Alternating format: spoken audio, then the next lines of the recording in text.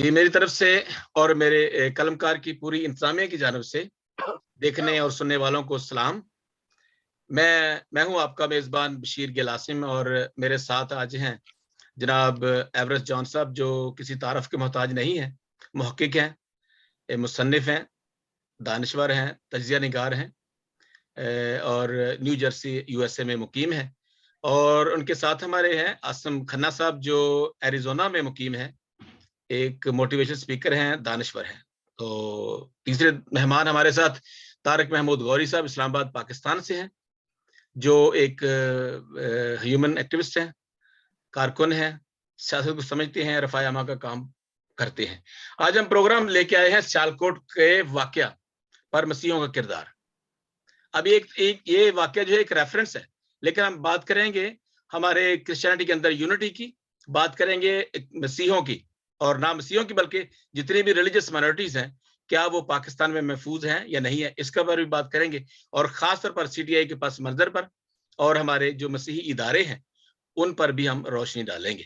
तो thank you so much sir, आप सबका मैं ममनून हूँ कि आपने वक़्त निकाला और हमारे कलमकार इंटरनेशनल के प्लेटफ़ॉर्म को रौनक बख्शी। सर आपका शुक्रिया, आपने टाइम मदऊ किया सबको और इतने अच्छे काबरीन को इकट्ठा किया। सेहरा जी, आपके सेहरा सर। जी, थैंक यू सो मच। तो सबसे पहले हम चलते हैं जनाब हमारे एवरेस्ट जॉन साहब। जी, एवरेस्ट साहब, सबसे पहले तो ये है कि आपसे बात शुरू करते हैं। बात ये है कि जो सीटीआई का तारीखी पस मंज़र है, उसके बारे में थोड़ा-सा मैंने ज़िक्र किया, देखा था कि ये 1881 में मार्ज़ वजूद में है। रॉबर्ट स्टीवर्ट ने इसकी बुनियाद रखी, ये एक इदारे को, सीटीआई को। और सीटीआई का जो पस मंज़र है, प्लीज़ आप हमारे नाज़रीन को बता दीजिए। मैं बताता चलूँ कि ये प्रोग्राम जो है वो कलमकार इंटरनेशनल के प्लेटफ़ॉर्म से पेश किया जा रहा है। जी, एवरेस्ट चार साहब। Reverend Bashir, thank you very much. Tariq साहब, बड़ी खुशी हुई आपको यहाँ पे देख के। आसम खन्ना साहब, आपसे बात होती रहती है। सबसे पहले मैं ये मेक श्योर करना चाहता हूँ कि ये जो आज की जो गुफ्तगू है, ये इसलिए नहीं है कि we are associated with any of the party. हम बिल्कुल हकीकत और ग्राउंड फैक्ट्स के ऊपर बात करेंगे। हमारी किसी भी पार्टी के साथ एसोसिएशन नहीं है। हमारी एसोसिएशन है तो क्रिश्चियन कम्युनिटी के लिए के साथ है, पाकिस्तान में जो कम्युनिटी है उसके साथ है, जो पाकिस्तान से बाहर है उसके साथ है। तो ये चूंकि बड़ा सेंसिटिव वाकया है जो 12, 13, 14 तारीख को पेश आया, ग्राउंड के ऊपर भी हालात बड़े खतरनाक मोड़ अख्तियार कर गए और उससे बढ़ के सोशल मीडिया के ऊपर इसने एक नई टर्न ले ली। इन हालात में बिलीव करें कि ऐसे लग रहा था कि सोशल मीडिया के ऊपर एक जंग लगी हुई है।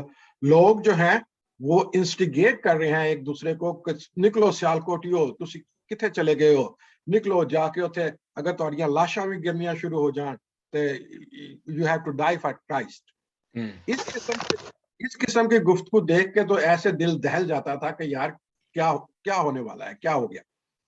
तो जैसे रेवरेंड बशीर ने कहा कि हमें सबसे पहले ये देखना है कि ये सीटीआई की हिस्ट्री क्या है, और फिर उसके बाद अगर जब हम सीटीआई की हिस्ट्री की बात करते हैं तो उस पे हमें सियालकोट कन्वेंशन की हिस्ट्री की भी बात करनी चाहिए। बिल्कुल दुरुस्त, हाँ जी। ठीक है। सीटीआई स्कूल जो है, ये इसका जो वजूद में ये आया स्कूल, ये आया 1888 में। ठीक है। और प्रेस्बिटेरियन चर्च ने इसके लिए जगह खरीदी। वहां पे एक स्कूल था, उन्होंने तामीर किया। उसके साथ हॉस्टल लड़कों का तामीर किया, लड़कियों का भी हॉस्टल था। फिर एक चर्च जो तामीर किया वहां पे, जिसको प्रेस्बिटेरियन चर्च कहते हैं। जी जी जी। ये सारी जगह सीटीआई स्कूल की जगह कहलाती थी। चर्च जब बना वहां पे, that was not an independent church. वो उनके लिए बना था कि स्कूल के जो लड़के हैं जो हॉस्टल में रहते हैं, वो संडे के रोज जाके वर्शिप वहां पे कर सकें। इसलिए कि उस वक्त जब ये इसकी बुनियाद रखी गई सीटीआई कॉम्प्लेक्स की, इसके इर्द गिर्द बहुत कम क्रिश्चियन रहते थे, ये शहर से बहुत दूर था, क्योंकि ज्यादातर क्रिश्चियन जो थे कैंटोनमेंट में रहते थे या कुछ शहर में रहते थे। तो फिर ये जो क्रिश्चियन टाउन है ये तो बहुत देर के बाद बना। वो एक ही लेन थी क्रिश्चियन टाउन की, एक ही गली थी जो अंदर जाती थी, और फिर उसके इर्द गिर्द भी जो थोड़े से घर थे वो बने हुए थे। तो ये it was a big land. इसमें कम से कम मेरा ख्याल है कि 1 मुरब्बा तक की ये जमीन डेफिनेटली होगी। फिर जब ये स्कूल बनाया गया, इसका नाम था Christian technical centre, technical institute, yes, CTI। तो ये टेक्निकल स्कूल तो ना रहा, लेकिन ये जनरल एजुकेशन प्रोवाइड इसने करना शुरू कर दी।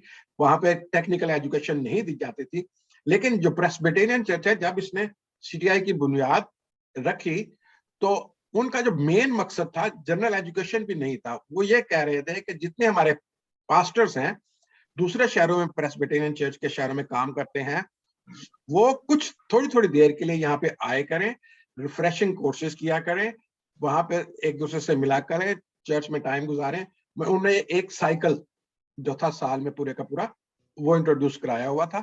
तो उसके बाद फिर ये प्रॉपर स्कूल बन गया। जब वो ट्रेनिंग लोगों की का सिलसिला खत्म हुआ तो इट वाज स्कूल। और वहां पे अगर आप वो सियालकोट कन्वेंशन की हिस्ट्री अगर आप देखना चाहते हैं तो एरिक सर्वर साहब हैं, एक अच्छे मुहक्किक हैं, उन्होंने इसके ऊपर एक वीडियो बनाई हुई है। वो ये कहते हैं कि 1908 में सियालकोट कन्वेंशन की बुनियाद रखी गई, और इसको पास्टरल कन्वेंशन भी कहते थे पहले, फिर उसके बाद इसको सियालकोट कन्वेंशन कहना शुरू कर दिया। और ये सियालकोट कन्वेंशन यकीन करें जब ये शुरू हुई थी, जब पाकिस्तान हिंदुस्तान बन गया था, जब हम लोग छोटे छोटे इस कन्वेंशन पे जाते थे, it was a marvellous experience. मतलब ऐसा जैसे कि एक मेला लगा हुआ है, दूर दराज से लोग आते थे, स्कूल बंद कर दिया जाता था और वो लोग सारे के सारे स्कूल के अंदर ठहरते थे, वहीं पे उनको खाना दिया जाता था, और दिन में हर एवरीडे 3 या 4 इबादतें होती थी, और शाम को वर्शिप प्रेयर होती थी, मेन मीटिंग शाम को होती थी। बहुत बड़े बड़े स्कॉलर्स आप को सुनने का मौका मिलता था, जैसे डॉक्टर मुजाहिद हैं, के नासिर हैं, ये जितने आपके अच्छा जो टैलेंटेड स्कॉलर थे वो वहां पे जाके सरमन देते थे, टीचिंग करते थे, बाहर से लोग जाते थे। अब वो थोड़ी देर के लिए ये सिलसिला टूट भी गया था सियालकोट कन्वेंशन का, लेकिन ये फिर वहां के लोकल लोगों ने इसको दोबारा शुरू किया, 80s में दोबारा शुरू किया, और आज भी सियालकोट कन्वेंशन में आप जाएं, आपको रूहानियत नजर आती है, आपको तकवीयत मिलती है। That is a very nice place. लेकिन आप ये फिर ये जब ये CTI ग्राउंड है, एक्चुअली CTI ये जो लैंड इन क्वेश्चन है, that is a CTI ground, इसको हम कहते हैं। ठीक है, ये चर्च जो है वो वहां से काफी दूर है, कोई अबाउट 3 or 4 ब्लॉक्स अवे। तो किसी सूरत से भी ये जो ग्राउंड है ये चर्च का हिस्सा नहीं है किसी सूरत में, बिकॉज सारा कंपाउंड ही CTI स्कूल कहलाता था। तो church was a part of that school, और वो चर्च कोई अलग पैरिश उसकी नहीं थी। उस चर्च का मकसद ये था कि स्कूल के जो बच्चे हैं वो संडे को वहां पे जाके तालीम हासिल करें। हाँ जी, एक, हाँ बिल्कुल सही। अच्छा जी जी जी, मैं एक सवाल है कि जैसे आपने कहा कि ये स्कूल जो था, ये जो ग्राउंड था, ये ग्राउंड जो CTI का ग्राउंड है, स्कूल का ग्राउंड है, और चर्च के बहुत दूर है ये। लेकिन जब ये अभी जो फेसबुक के ऊपर सोशल मीडिया पे एक शोषा छोड़ा गया, एक ऐसा पॉलिटिसाइज कर दिया गया इस बात को, हालांकि ये जो क्या ये जो हमारे जलसों से, सियासी जलसों से जगह जो है वो नापाक हो जाती है। सवाल ये है, आप सबके लिए सवाल है कि ये जो जगह है वो नापाक हो जाती है, ऐसी क्या इसमें क्या मसला था? देखें, सब मैं दिस इज ये आप इसका ज्यादा माहिर हैं, this is a very theological question कि मुकद्दस क्या है, मुकद्दस की क्या डेफिनेशन है। खुदा ने मूसा से कहा कि ये जगह मुकद्दस है, जूती उतार, ठीक है, पुराने अहदनामे में। फिर जोशुआ को फरिश्ते ने कहा कि ये यरदन के करीब ये होली जगह है, यहाँ पे जूती उतार। ठीक है, इफिसियों 2:19 बाब की आयत में लिखा हुआ है कि जिसमें पाक रूह है वो मुकद्दस है, जिसमें पाक रूह है पाक रूह वो मुकद्दस है, वो मुकद्दस है। और खुदा ने मूसा को यह भी कहा कि बनी इसराइल को कहा कि तुम मुकद्दस हो इसलिए कि मैं खुदा हूं, मैं मुकद्दस हूं, मेरी एसोसिएशन की वजह से आप मुकद्दस हैं।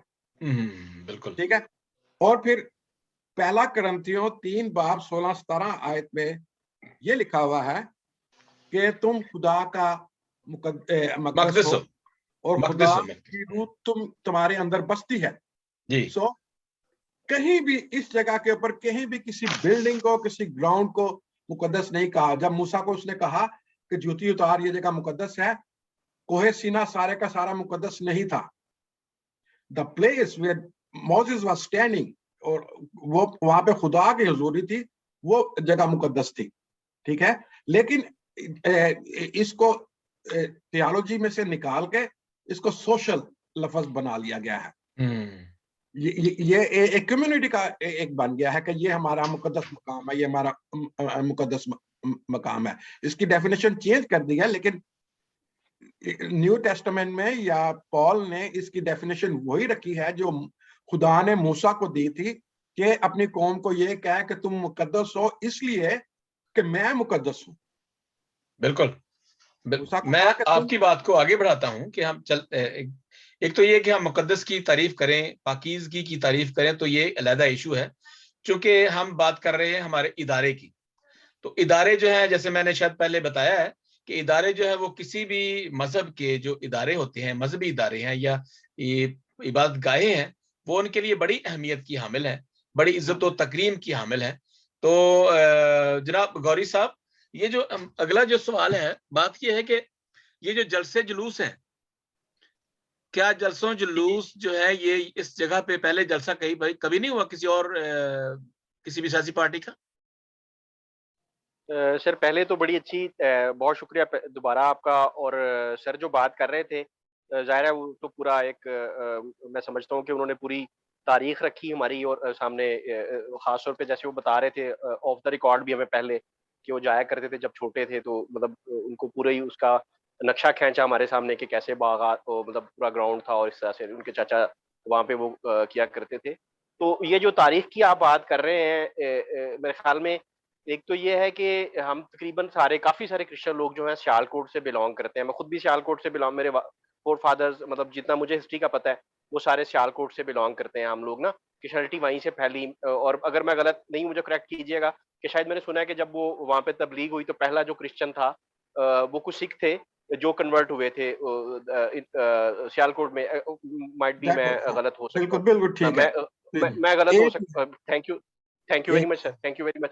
तो बात यह है कि इसको अगर थोड़ा सा मुझे इजाजत दें, सर ने जो बात कर ली है, मैं क्योंकि किसी और तनाजुर में उसको बात करूं, अगर आप इजाजत दें, कि हम जिस तरह से एक्सट्रीमिस्ट हुए पड़े हैं, और ये सिर्फ किसी का मसला नहीं है, मिनहासुल कौम हम जो है ना, वो इतनी शिद्दत हम में आ गई है, इतनी शिद्दत पसंदी आ गई है। हम जो अपने आप को अपना जीसस क्राइस्ट के फॉलोअर्स कहते हैं और यीशु मसीह की वो कहते हैं, तो पता नहीं किस मुंह से कहते हैं।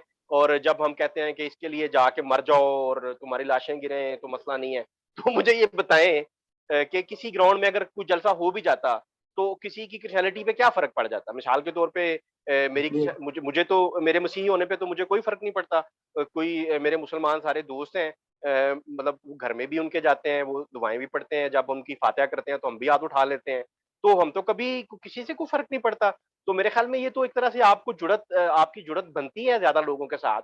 आपको जिस तरह की हम हालात में जा रहे हैं, हमें तो इस वक्त बहुत शिद्दत से जरूरत है, शायद पहले जो सर आपकी एज है या आपने देखा होगा, उससे बहुत ज्यादा जरूरी है कि हम लोगों से जुड़े, इंटरेक्ट करें पॉजिटिव वे में, ना कि हम अपने आप को एक 1.5 इंच मस्जिद बनाते जाएं और फिर उस छोटे छोटे थोड़ा अगर कोई मैं मुझे माफ कर दीजिएगा कि जो छोटे छोटे चर्चेज बन रहे हैं ना सर, उससे भी हम बहुत ज्यादा हमारी जो कम्युनिटी की, जो कौम की वो शनाख्त है ना, मसख हो रही है। और मैंने ऐसे ऐसे लोगों को देखा है जो सगे भाई हैं और एक एक पादरी साहब के चर्च जाते हैं और दूसरे दूसरे पादरी साहब के चर्च जाते हैं, और वो ऐसे मिलते हैं जैसे कोई खूनी दूसरे से दुश्मन है। तो ये चीजें हमें बहुत दूर कर रही हैं।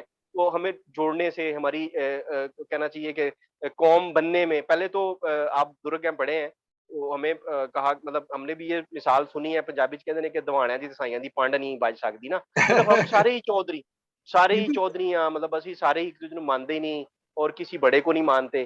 तो ये जो चीज हुई है, तो आप ट्विटर पे, मैं क्योंकि फेसबुक पे, मेरा फेसबुक है सर, जैसे घुमा रहे थे, लेकिन मैं कम होता हूँ और मैं आजकल कमेंट बहुत एहतियात से करता हूँ, कमेंट करता ही नहीं हूँ सर, क्योंकि पाकिस्तान में इतनी मुनाफरत है कि मेरे अकाउंट को और यूज करके तू मेरे कुछ भी कर सकता है। तो मैं ट्विटर पे ज्यादा होता हूँ, ट्विटर पे पढ़ता हूँ। तो सर ट्विटर पे ऐसी ऐसी लोग गंदी गालियां देते हैं, और इवन वेरी एजुकेटेड पीपल और खवातीन और औरतें जो अच्छे घरों की लगती हैं शक्ल से और पहनावे से, तो वो ऐसी बातचीत करती हैं। और जो सॉरी टू से हमारे कुछ पिछले 4-5 सालों में हमारे एक जो मैं समझता हूँ कि जो हमारे साथ हमारी यूथ के साथ हो गया है, वो हमें 40 साल पीछे ले गया है। हाँ जी, हाँ जी, तो बिल्कुल सही। और यही चीज हमारे अंदर पेनिट्रेट कर रही है एज कम्युनिटी। और मैं समझता हूँ जैसे आप सर हैं, लीडर लीडर भी हैं, बशीर साहब, तो मैं चाहूंगा कि सर इस पे जरूर काम करें कि हम लोगों को ये समझाएं कि हम क्रिश्चियन हैं और हमारी शनाख्त ये है कि हम यीशु के शागिर्द तो तब हो सकते हैं ना जब हमारे अंदर से अमन निकले, हमारे अंदर से पीस निकले। और बिल्कुल यीशु सही। मसीह का तो पैगाम, मैं तो बहुत मजहबी नहीं हूँ सर, एक बात मुझे इजाजत दे कि यीशु मसीह ने तो फरमाया था कि अगर आपके कोई एक गाल पे तमांचा मारे तो दूसरी भी उसके आगे कर दो। तो ये मतलब मैं ऐसा नहीं हूं कि मैं लोगों को डराने या उस तरह से, लेकिन मैं अमन की बात कर रहा हूँ, कि आपकी बर्दाश्त की बात कर रहा हूँ, कि ये इसमें वो तो खुद खुदा थे, तो उनकी बर्दाश्त देखें, उन्होंने अपने आप को मसलूब कर दिया, अपने आप को दुनिया के लिए दे दिया। तो जो जी। बर्दाश्त है ना, वो क्वालिटीज में नजर आनी चाहिए कि हमारी कितनी बर्दाश्त है। तो अगर मैं बिल्कुल बात सही। अपनी कह नहीं, पाया हूँ। नहीं, बिल्कुल आपकी बातें बिल्कुल दुरुस्त हैं, क्योंकि हमारे अंदर जो है ना वो बर्दाश्त नहीं है, क्योंकि हमने, जैसे मैंने पहले बात की है, इसको पोलिटिसाइज किया गया है, इसके अलावा और इशू नहीं है, यस, क्योंकि एक जायदाद के रेफरेंस है ये प्रॉपर्टीज। तो यस खन्ना से अगर बात करना चाहते हैं, क्योंकि प्रॉपर्टी जो होती हैं हमारी, जो मजहबी प्रॉपर्टीज, ना सिर्फ एक ग्राउंड बल्कि और सर। बहुत से जगह पे हैं जहां पे प्रॉपर्टीज पर सर कब्जा मैं किया गया। एक दो जी। डॉक्टर, सॉरी मैं आपकी बात एक सिर्फ एक दो सेंटेंस। सर इस पे कोर्ट ने डिसीजन दे दिया था कि ये मजहबी जगह है, इस पे आप नहीं कर सकते। कोर्ट ने डिसीजन दे दिया था, कोर्ट से आगे कोई कर नहीं सकता सर। और जी, जी, उसको जी। फिर सियासत के लिए दोनों तरफ से प्रोपोगेट किया गया, ये बहुत गलत बात है। उस पे गलत की चीज की गई। तो जब कोर्ट ने कह दिया कि नहीं हो सकता, तो फिर नहीं हो सकता, दैट्स ऑल, बात खत्म हो गई है। जी इसका क्रॉनिकल ऑर्डर देखेंगे कि ये सारी चीजें कैसे डेवलप हुई। ये जी, अगर जी, जी, जी, एवरेस्ट साहब, आप इसको जरा थोड़ा सा और एक्सप्लेन कर दें, रेवरेंड क्योंकि बशीर आपके साहब, मैं पास सिर्फ फैक्ट्स जो हैं। जी। हाँ, एक चीज जो मैंने पहले कही ना, जैसे आपने भी कहा, क्या किसी जगह पे इबादत करने से या कन्वेंशन करने से वो जगह मुकद्दस हो जाती है? क्योंकि वहां पे इसके मुकद्दस होने का जो क्राइटेरिया जो बताया जाता रहा है और मीडिया पे बताया जाता रहा है, क्योंकि यहाँ पे सियालकोट कन्वेंशन होती है, इसलिए ये जगह मुकद्दस है। ठीक है। जी, जी, जी। अब सवाल ये पैदा होता है कि कल भी जैसे मैंने आपको फोन पे आपसे पूछा था, लाहौर में वो बर्ड्स इंस्टीट्यूट जो है, वो क्या उस जगह का नाम है, रेलवे उसको की जो बैल हाथा कहते थे, बैल हाथा। वहां पे कन्वेंशन कई सालों तक होती रही। मुझे नहीं पता कि आप भी होती है या नहीं होती। क्या फिर वो जगह भी मुकद्दस हो गई? कराची में कायद-ए-आज़म ग्राउंड के ऊपर जो वो जो जगह वहां पे कन्वेंशन होती रही, क्या उनको भी हम मुकद्दस कहना शुरू कर देंगे? मुकद्दस डज नॉट मीन कि आप जो किसी जगह पे खड़े होके खुदा का नाम ले दो तो आप वो जगह मुकद्दस हो जाएगी। मुकद्दस वो जगह है जहां जिसमें खुदा का रूह बसता है, और that is your body. Your body is temple. जब आप जहां भी जाओगे, यू आर मुकद्दस। मुकद्दसीन वहां पे लफ्ज इस्तेमाल हुआ है चर्च मेंबर्स के लिए या कलीसिया के मेंबर्स के लिए, वर्शिप करने वालों के लिए। हम लोग मुकद्दसीन हैं, ठीक है। लेकिन हमारा एटीट्यूड क्या है कि हमने फिजिकल ऑब्जेक्ट्स को जो है वो मुकद्दस करार डिक्लेयर कर दिया है। क्योंकि उसमें एक एवरेस्ट साहब, एक बात, क्योंकि मैं ये बात कर रहा था, मुकद्दस जगह ठीक है, एक बात गाह है, आप वहां पे डांस ना करें, वहां पे ऐसी बातें ना करें, वो ठीक है। जो मुकद्दस जगह है हमारी, चले हम उसको कहते हैं मजहबी तौर पर, जैसे मसाजिद हैं, चर्चेज हैं, या दूसरी खानकाहें हैं, या इसके अलावा जो दूसरे उनके मंदिर हैं,